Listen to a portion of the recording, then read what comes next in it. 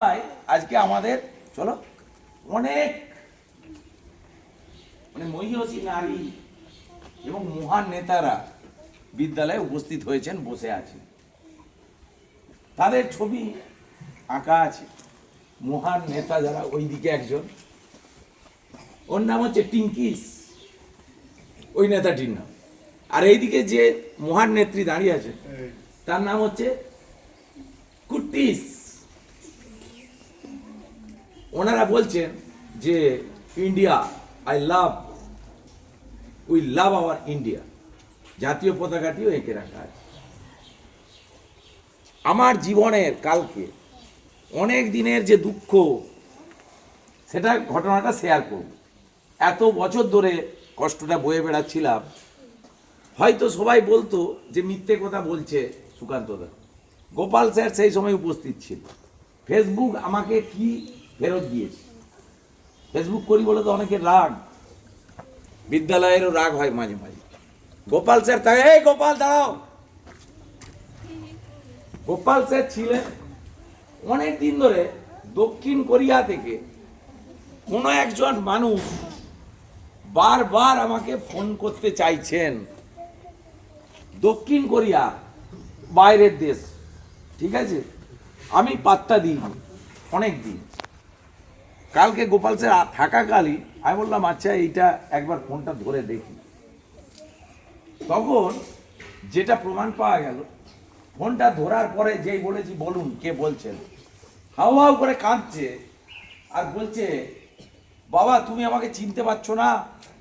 Gopal sir, M I রং? না, তুমি আমাকে চিনতে পারছো না? ছোটবেলায় আমি হারিয়ে গিয়েছিলাম, তুমি মেলা দেখাতে নিয়ে গেছিলে, তোমাকে ফেসবুক থেকে চিনতে পেরেছি।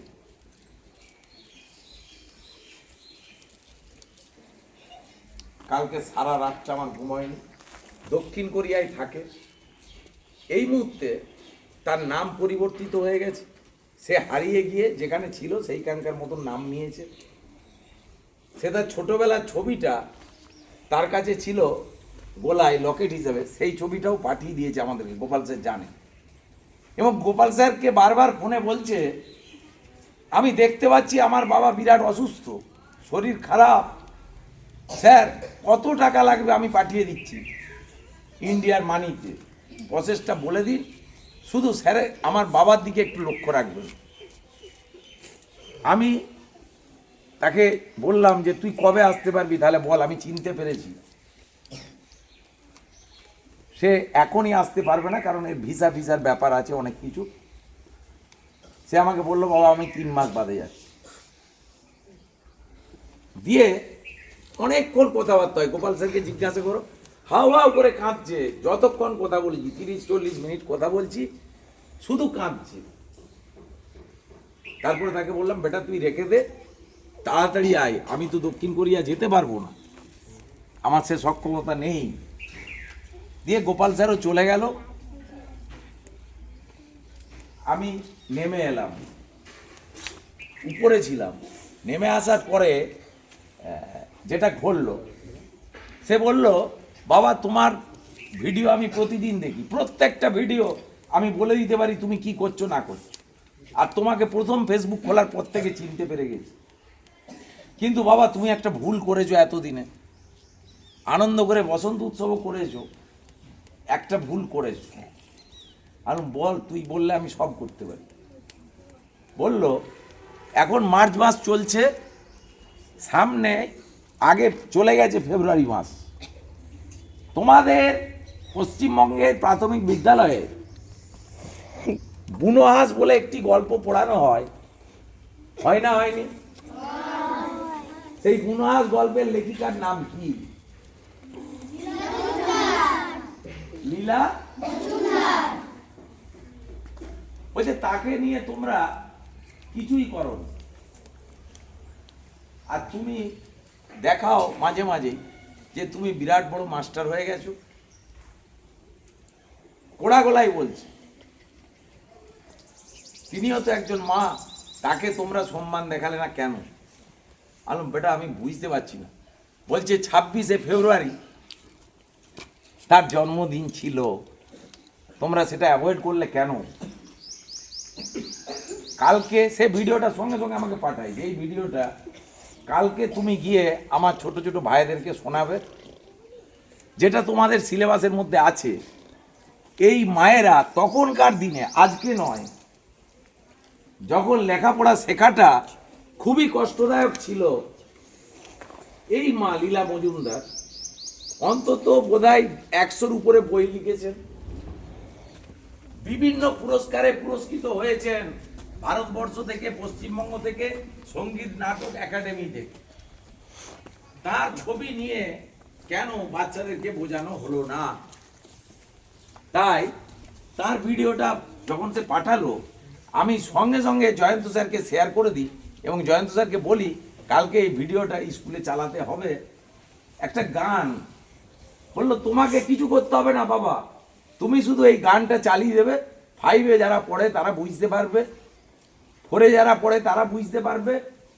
ওইখানে যে গান কথাগুলো উল্লেখ করা হবে সেখানে দেখবে প্রদীপিসির বর্মী বাক্স, হলদে পাখির পালক, এই সব কথাগুলো আসবে। বই আছে ওইগুলো না? নাই, এইগুলো তার লেখা। তিনি কার আত্মীয়া? আমরা যার ছোটবেলা থেকে খুব যত্ন নিয়ে টুনটুনি গল্প এইসব পড়ি, সেই উপেন্দ্র কিশোর রায়চৌধুরী, দাড়িওয়ালা একটি লোক, তাদের বংশধর হচ্ছে সুকুমার রায়, তার বংশধর সত্যজিৎ রায়। এইভাবে বিরাট একটা পারিবারিক ইতিহাস নিয়ে পশ্চিমবঙ্গ তথা ভারতকে আলোকিত করেছেন তারা। তাদের সম্বন্ধে ভারতবর্ষে, পশ্চিমবঙ্গে আলোচনা হবে না, এটা মেনে নিতে পারছি না বাবা। তবেই আমি বাড়ি যাব, নালে আর বাড়ি যাব না। তাই তার ভালোবাসাকে মর্যাদা দেওয়ার জন্য আমরা সেই গানটি একবার চালাচ্ছি, সবাই মনোযোগ দিয়ে শুনতে থাকি।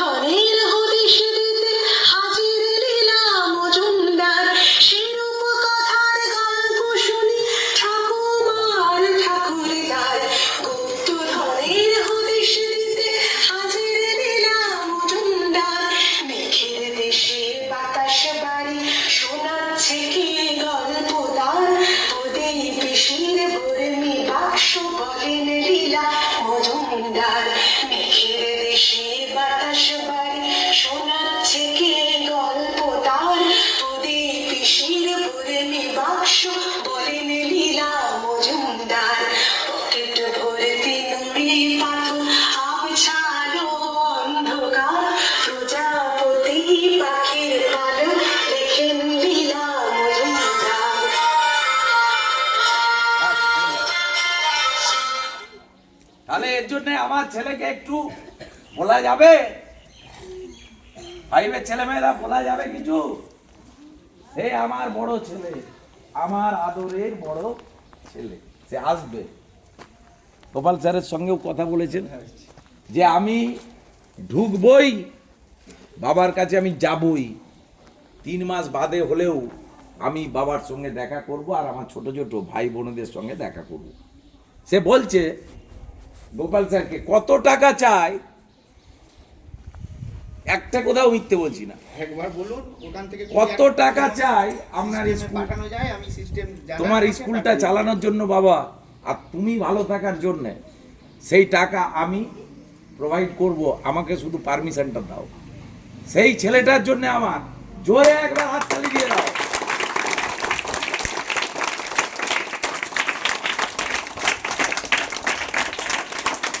সাউথ কোরিয়াতে থাকে আমার বড় ছেলে।